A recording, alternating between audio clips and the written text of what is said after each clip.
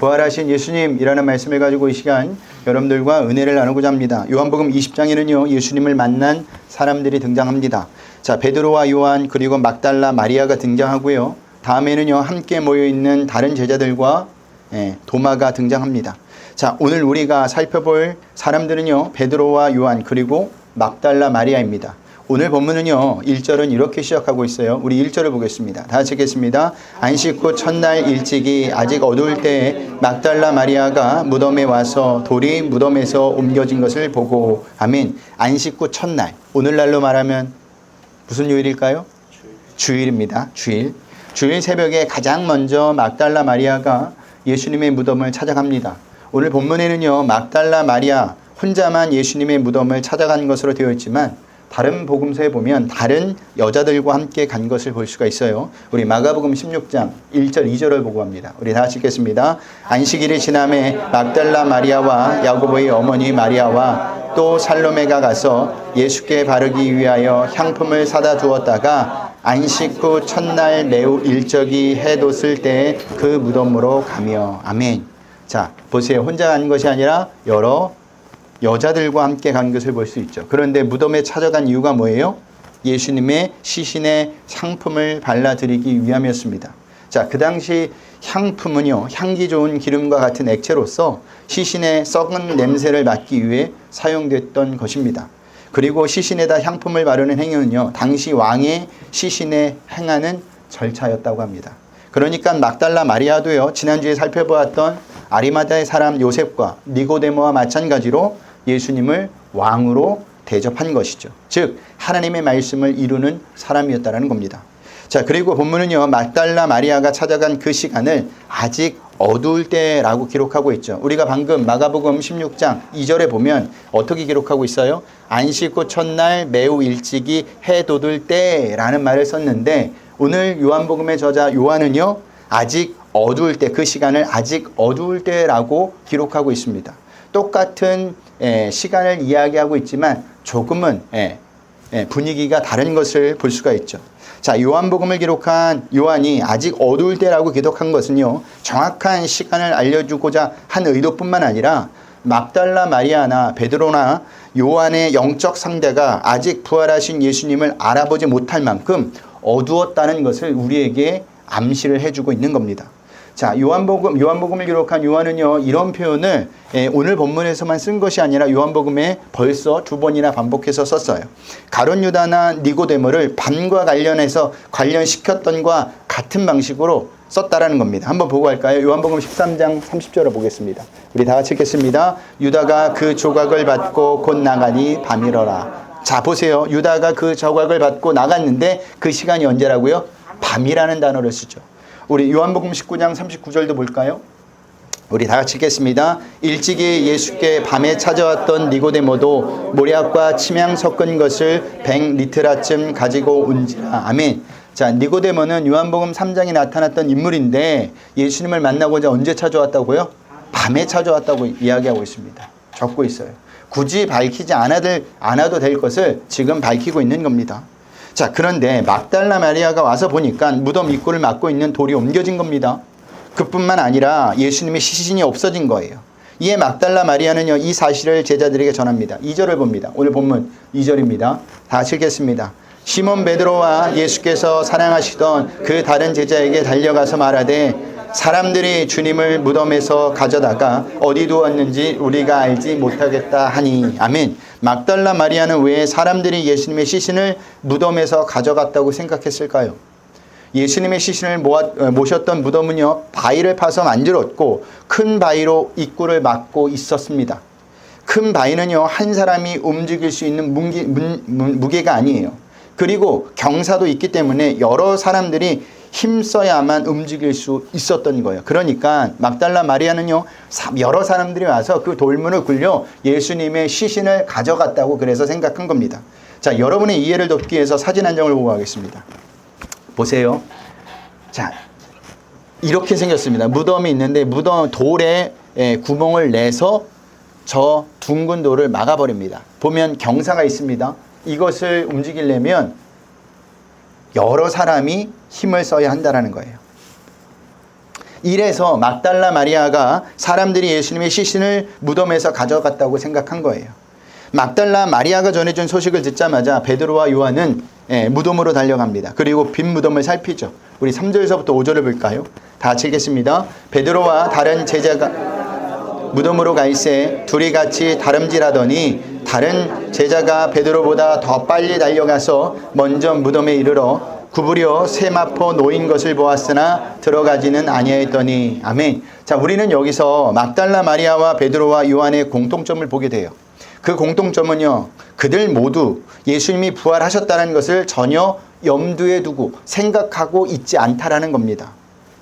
예수님은요, 공생의 기간 동안 분명히 자신의 부활을 계속해서 말씀하셨습니다. 베드로나 요한은 말할 것도 없고 다른 제자들도 똑같이 들었던 말씀입니다. 만약 그들이 예수님이 말씀하셨던 것, 부활을 염두에 두었다면, 생각하고 있었다면, 기억하고 있었다면 예수님이 시신이 없어졌을 때 가장 먼저 무엇을 생각해야 됐죠? 부활을 생각해야 됐을 겁니다. 아마 막달라 마리아는요, 울고 있지 않고 오히려 기뻐하며 춤을 췄을지도 모릅니다. 하지만 그러지 못했어요. 이것은 무엇을 의미하느냐면 예수님이 하신 말씀을 한 귀로 듣고 한 귀로 흘렸다는 겁니다. 그러니까 예수님이 하신 말씀을 믿기는 믿는데 실제로는 믿지 않았다라는 거예요. 그런데요, 이것이 오늘날 대부분의 성도들의 모습입니다. 말씀을 듣고 보고 하지만 그때뿐이에요. 고개는 말씀을 들으면서 열심히 끄덕이세요. 근데 그때뿐입니다. 세상에 나가서는 보고 들은 말씀, 고개를 끄덕이고 아멘한 말씀대로 전혀 살지 못해요. 왜 살지 못하는 겁니까? 그것은 말씀을 아는데 살아날 능력이 없기 때문입니다. 말씀을 아는데 말씀을 쫓아갈 힘이 없는 거예요. 이것은요, 예수님이 말씀하신 씨 뿌린 자의 비유의 밭 중에 돌밭에 뿌려진 씨와 같은 겁니다. 우리 마태복음 13장 20절 21절로 한번 보고 갈까요? 우리 다 같이 읽겠습니다. 돌밭에 뿌려졌다는 것은 말씀을 듣고 즉시 기쁨으로 받되 그 속에 뿌리가 없어 잠시 견디다가 말씀으로 말미암아 환난이나 박해가 일어날 때에는 곧 넘어지는 자요. 아멘. 말씀을 기쁨으로 받기는 하는데 고개를 끄덕이면서 아멘 아멘 하는데 하지만 환난과 핍박이 오면 넘어져 예전처럼 산다라는 겁니다. 왜 그럴까요? 말씀의 뿌리가 깊이 내려있지 않기 때문이에요. 다른 말로 이야기하면 기도하지 않기 때문입니다. 말씀을 날마다 가까이 하지 않기 때문입니다. 기도하지 않는다는 것, 말씀을 보지 않는다는 것은 무슨 의미냐? 내가 주님만을 바라보고 살지 않는다는 것과 똑같은 거예요. 그래서 넘어지고 예전처럼 돌아가고 세상 사람들처럼 사는 겁니다. 그래서 예수님은요, 기도할 때마다, 기도하러 가실 때마다 누구들을 데리고 갔어요? 제자들을 데려가신 겁니다. 그 이유는 기도 훈련을 시키기 위해서예요. 하지만 제자들은 번번이 어때요? 기도하지 않았습니다. 그 결과 오늘과 같은 일이 벌어진 겁니다. 예수님 당신이 부활하신다고 계속해서 말씀하셨는데 그들은요, 그것을 까맣게 잊은 거예요. 그 결과가 무엇이냐? 우리 10절을 볼까요? 10절입니다. 다 같이 읽겠습니다. 이제 두 제자가 자기들의 집으로 돌아가니라. 아멘. 집으로 돌아갔다고 이야기해요. 집으로 돌아갔다는 것은요, 단순히 그냥 고향으로 갔다는 것이 아니라 예수님을 따르던 삶에서 다시 돌이켜 예수님을 따르지 않던 삶으로 다시 돌아갔다는 의미예요.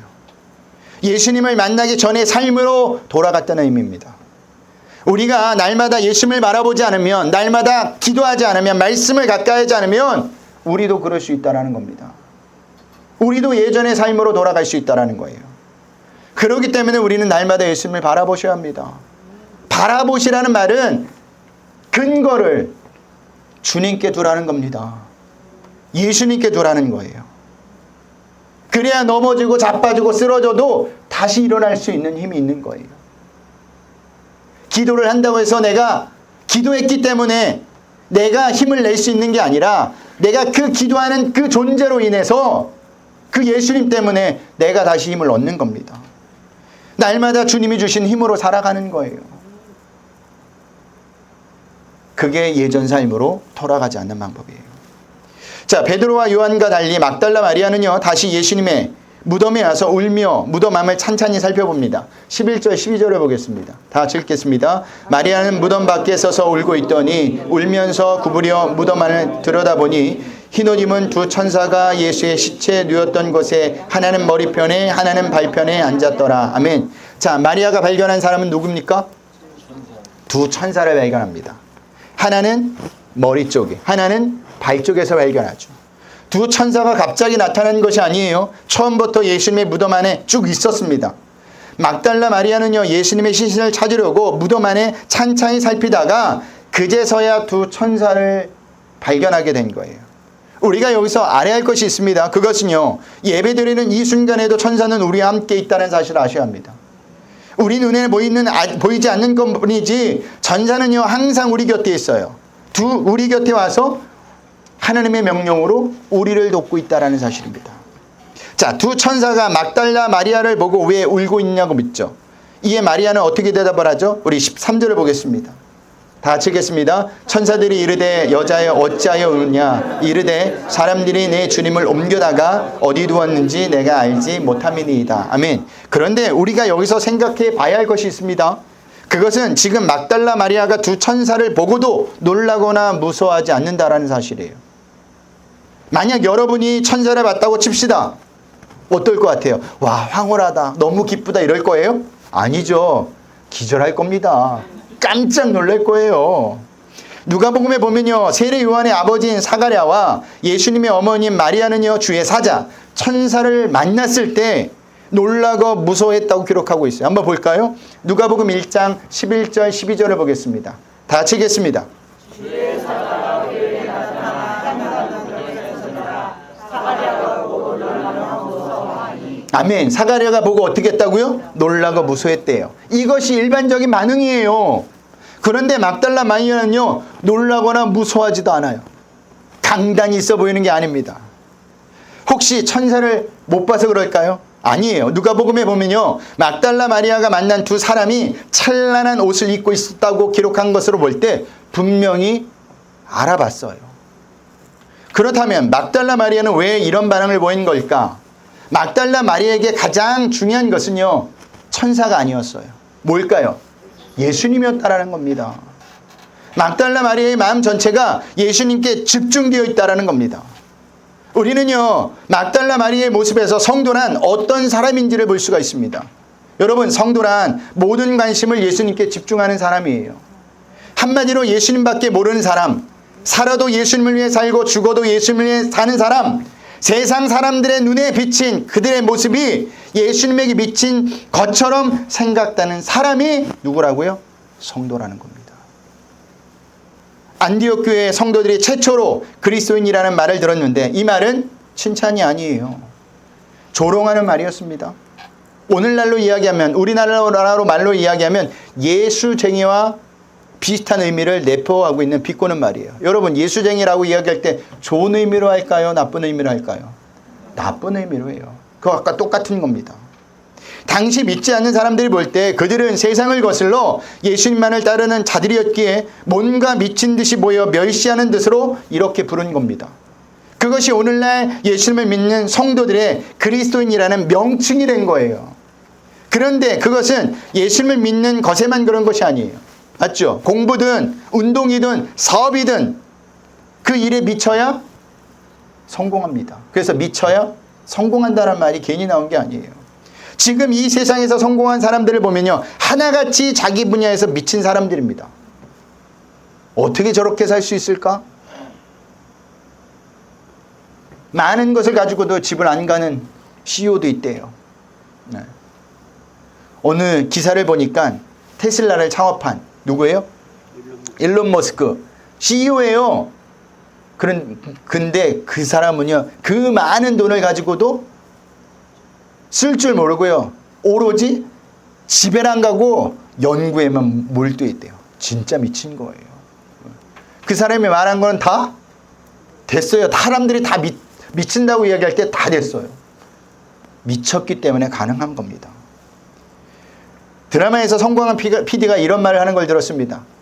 나는 택배 받는 것도 너무 좋아하고 식당에서 메뉴판 보는 것도 너무너무 좋아하는데 그것과는 비교가 안 될 정도로 저는 이 일이 너무 좋아요. 무슨 말이냐? 드라마를 만드는 거에 미쳤다라는 겁니다. 여러분, 미쳐야 다른 것에 휘둘리지 않아요. 세상에 성공을 하려도 이렇게 미치는데, 우리가 성도로서 신앙생활을 잘 하려면 누구에게 미쳐야 할까요? 예수님에게 미쳐야 돼요. 그럴 때 예수님만 바라보고 예수님에게만 모든 관심을 집중하게 됩니다. 그러면 사단의 시험과 유혹이 와도 넘어가지 않아요. 흔들리지 않아요. 여러분, 신앙생활은 적당한 게 없습니다. 그런데 오늘날 성도들을 보면요, 적당히 예수를 믿으려고 합니다. 적당히 신앙생활을 하려고 합니다. 세상 사람들 이야기하죠. 적당히 좀 해. 적당히 좀 믿어. 적당히 믿으면 우리는 온전히 살지 못해요. 말씀대로. 우리가 사단의 시험과 유혹에 넘어가는 이유는 미치지 않았기 때문입니다. 그저 적당히 살기 때문이에요. 반대로 말하면 예수님께 미치면 사단의 시험과 유혹에 절대 넘어가지 않아요. 그래서 여러분들에게 부탁드린 게 뭡니까? 예수님을 바라보라는 거예요. 예수님을 붙잡으라는 겁니다. 그래야 사단을 이길 수 있습니다. 사단을 이길 수 있는 비결은 내 힘으로는 절대 안 된다니까요. 100전 100패예요. 근데 이미 이겨놓으신 그 예수님을 붙들고 가면, 그 예수님이 나와 함께 한다면 100전 100승인 줄 믿으시길 바랍니다. 자, 여기서 한 가지 더 살펴볼 것이 있습니다. 그것은 사람들이 내 주님을 옮겨다가 어디에 두었는지 내가 알지 못함이니이다 라는 막달리의 마리아의 대답입니다. 무슨 의미예요? 예수님의 시신이 어디 있는지 알지 못한다는 의미죠. 자, 막달라 마리아가 왜 이런 대답을 했을까? 예수님의 시신이 없어졌다는 슬픔과 절망 때문이에요. 한마디로 영적으로 무지했다는 것을 볼 수가 있습니다. 만약 막달라 마리아가 예수님이 하나님의 아들 메시아라는 사실을 알았다면 예수님의 운명이 사람들에 의해 좌지우지되지 않았다는 것을 알았을 겁니다. 이것은 우리도 마찬가지예요. 때로는 알아야 할 것을 잘 몰라서 일이 잘 안 풀리고 고생할 때가 있죠. 하지만 그렇다고 해서 인생에 대해서 많이 알수록 더 잘 살 수 있다는 생각하면 그것도 오산입니다. 그것은요, 자녀들이 수학 문제 하나를 더 잘 풀면 인생도 잘 풀릴 것이라고 믿는 것처럼 순진한 생각이라는 거죠. 우리 인생에서 진짜 문제는요, 뭘까요? 정말 알아야 될 것을 알지 못한다라는 겁니다. 그러면 성도인 우리가 정말 알아야 될 것이 무엇입니까? 예수님이에요. 근데 정작 알아야 될 예수님에 대해서 성도들은 몰라요. 그래서 자꾸만 헛힘을 쓰는 겁니다. 슬퍼할 때에 슬퍼해야 할 일에 슬퍼하지 않고 슬퍼하지 않아도 되는 일에 슬퍼한다라는 거예요. 그 예수님이 누군지 모르니까 자꾸만 자기에게서 근거를 찾는다라는 겁니다. 어제 한 목사님과 통화를 하다가 충격을 받았어요. 제가. 저랑 굉장히 친한 목사님인데 왜 충격을 받았느냐. 목사인데도 불구하고 구원의 근거를 자신의 행위에 두고 있었더라고요. 그 목사님은요, 요즘 자신이 구원받지 못할 것 같다는 생각을 하더라고요. 그러면서 이러고 내가 주일날 설교를 한다는 게 참 아이러니하다라고 이야기를 하세요. 굉장히 충격이었어요, 저는. 그러면서 하는 말이 뭐냐면 바울처럼 신앙생활 해야 구원을 받을 수 있다는 겁니다. 여러분, 바울처럼 신앙생활 할 수 있을까요? 여러분 중에? 네? 결혼 안 하고 죽도록 맞고 죽을 뻔한 교배도 여러 번 느꼈어요. 그렇게 해야 구원을 받을 수 있다면 과연 여기 계신 분은 구원받을 사람이 누가 있을까요? 저도 못 받아요. 저는 그렇게 할 자신 없어요. 혹시 이 중에도 이렇게 생각하는 분이 있으십니까? 이렇게 생각하시는 분이 있다면 잘못 생각한 겁니다. 여러분, 구원은 우리의 열심으로 받는 것이 아니에요. 그러면 무엇으로 받습니까? 예수님의 은혜로, 한마디로 믿음으로입니다. 어떤 믿음입니까? 예수님을 믿는 믿음으로예요. 여기서 말하는 예수님을 믿는 믿음이란 죄로 인해 죽을 수밖에 없는 우리를 위해 십자가에서 죽으시고 부활하셨다는 것을 믿는 믿음이겠죠. 그로 인해 우리가 구원을 받은 겁니다. 그 믿음에서 인간의 어떠한 열심도 더해지지 않아요. 이걸 모르니까 신앙생활의 열심을 부려야 한다고 하는데 아닙니다. 우리의 구원은 주님으로 시작해서 주님으로 끝나는 겁니다. 그게 완전한 구원입니다. 그 어떤 것도 보탤 것이 하나도 없어요. 그렇다고 여러분들에게 아무것도 하지 말라는 말이 아닙니다. 그렇게 예수님의 믿음으로 믿어 구원을 받은 사람은요, 아무것도 하지 않을 수가 없어요. 왜냐하면 구원받은 은혜가 크기 때문에 나아가서 받은 은혜를 전하게 돼 있다니까요.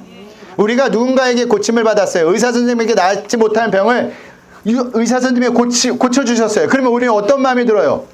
감사한 마음이 들겠죠. 내 돈 내고 고쳤는데도 불구하고 어떻게 해요? 만날 때마다 감사한 마음이 들어요. 명절 때마다 찾아가겠죠. 어떤 일이 있을 때마다 선물을 하겠죠. 왜 그럴까요? 죽을 수밖에 없는 자기를 살려줬으니까. 근데 우리의 구원이 우리가 돈을 예수님께 드렸습니까? 그런 것도 아닌데 우리를 구원해 주셨단 말이에요. 그러면 가만히 있을 수 없어요. 가만히 있는다는 자체가 내가 받은 구원이 뭔지 모르는 겁니다. 보세요. 예수님 이 막달라 마리아 앞에 서 계시는데도 막달라 마리아는 예수님을 알아보지 못합니다. 심지어 대화를 나누면서까지도 예수님을 알아보지 못해요. 예수님이 어떤 분인지 모르니까 이렇습니다. 이 구원의 진리를 모르니까 자꾸만 헛입을 쓰는 것이고 슬퍼하지 않아도 되는 일에 슬퍼하는 겁니다. 이 구원의 진리를 모르면 목사도 장로도 권사도 집사도 다 똑같이 됩니다. 그렇기 때문에 우리는 예수님을 알아도 제대로 똑바로 아셔야 합니다. 또 예수님을 알아보지 못한 이유가 하나 더 있어요. 우리 14절 15절을 볼까요? 우리 다 같이 읽겠습니다. 이 말을 하고 뒤를 돌이켜 예수께서 서 계신 것을 보았으나 예수님이신 줄을 알지 못하더라. 예수께서 이르시되 여자여 어찌하여 울며 누구를 찾느냐 하시니 마리아는 그가 동산지기인 줄 알고 이르되 주여 당신이 옮겼거든 어디에 두었든지 내게 이르소서 그리하면 내가 가져가리이다. 아멘. 이처럼 막달라 마리아가 예수님을 알아보지 못한 데에서는 여러 가지 의견이 있지만 그 중에서 가장 설득력 있는 것은요, 예수님의 몸이 변형되었기 때문이라는 겁니다. 누가복음에서도 보면 엠마오로 가던 두 제자가 자기들 곁에서 말씀하신 예수님을 알아보지 못한 사실이 나오는데 이 또한 동일한 이유로 보고 있습니다. 그러나 그들이 예수님을 알아보지 못한 더 근본적인 이유가 있어요. 뭘까요? 그것은 그들이 예수님을 부활하신 분으로 여기지 않고 십자가에서 죽으신 분으로 여겼기 때문입니다. 즉 그들은 예수님이 죽었다고만 생각했기 때문에 예수님이 다시 자신들 앞에 나타나시리라고는 전혀 생각하지 못했다라는 거예요. 우리도 마찬가지입니다. 예수님을 죽은 자 가운데서 찾거나 혹은 죽었다고 생각한다면 예수님을 절대 만날 수 없어요. 생각해 보세요. 산자를 죽은 자 가운데서 찾으면 어떻게 만나기를 기대할 수 있겠습니까? 없겠죠. 그래서 천사들도 예수님의 시신이 없어진 일로 근심하는 여인들을 향해 이렇게 말하고 있는 겁니다. 누가복음 24장 5절 말씀을 볼까요? 우리 다 같이 읽겠습니다. 여자들이 두려워 얼굴을 따랑이 대니 두 사람이 이르되 어찌하여 살아있는 자를 죽은 자 가운데서 찾느냐. 아멘. 예수님을 죽은 자 가운데서 찾는 사람은 결단코 예수님을 만날 수가 없어요.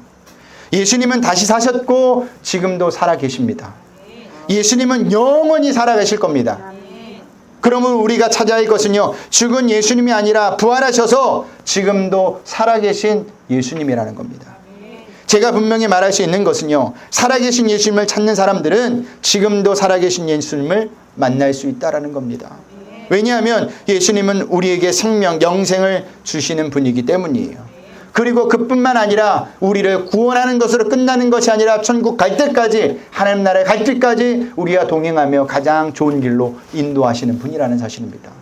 그러니 삶을 살면서 무엇을 의지해야 될까요? 무엇을 붙들어야 될까요? 무엇을 바라봐야 할까요? 부활하신 예수님을 바라보셔야 돼요. 이게 성도입니다. 다른 게 성도가 아니에요. 교회에 나온다고 성도가 아닙니다. 교회에 나와도 여전히 가치관이 세상에 있다면 그분은 성도가 아니에요. 가치관은 항상 예수님에게 있어야 돼요. 그러므로 한 주간도 살아계시고 지금도 역사하시는 예수님을 찾고 만나시길 바랍니다. 그 인생의 그 예수님이 우리의 인생의 열쇠이고 답입니다. 꼭 기억하시는 한 주가 되시길 주님의 이름으로 부탁드립니다.